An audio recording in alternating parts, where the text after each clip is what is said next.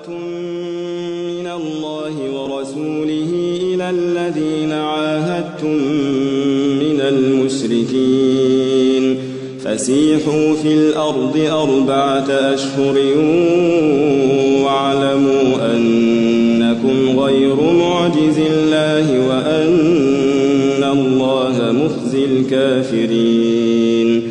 وأذان من الله ورسوله إلى الناس يوم الحج الأكبر أن الله بريء من المشركين ورسوله فإن تبتم فهو خير لكم وإن توليتم فاعلموا أنكم غير معجز الله وبشر الذين كفروا بعذاب أليم.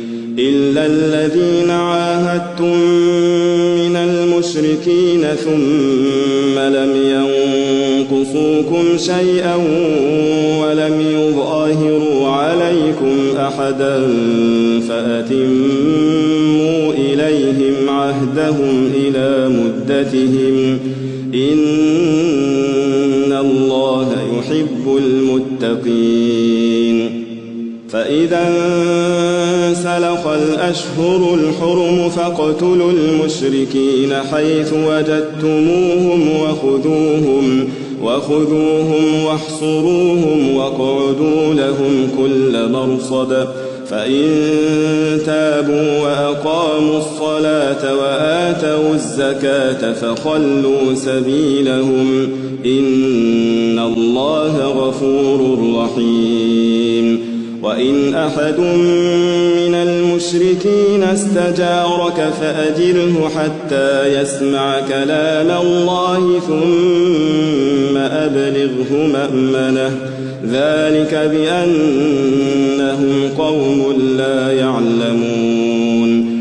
كيف يكون للمشركين عهد عند الله وعند رسوله إلا الذين عاهدتم عند المسجد الحرام فما استقاموا لكم فاستقيموا لهم إن الله يحب المتقين. كيف وإن يظهروا عليكم لا يرقبوا فيكم إلا ولا ذمة يرضونكم بأفواههم وتأبى قلوبهم وأكثرهم فاسقون. اشتروا بآيات الله ثمنا قليلا فصدوا عن سبيله إنهم ساء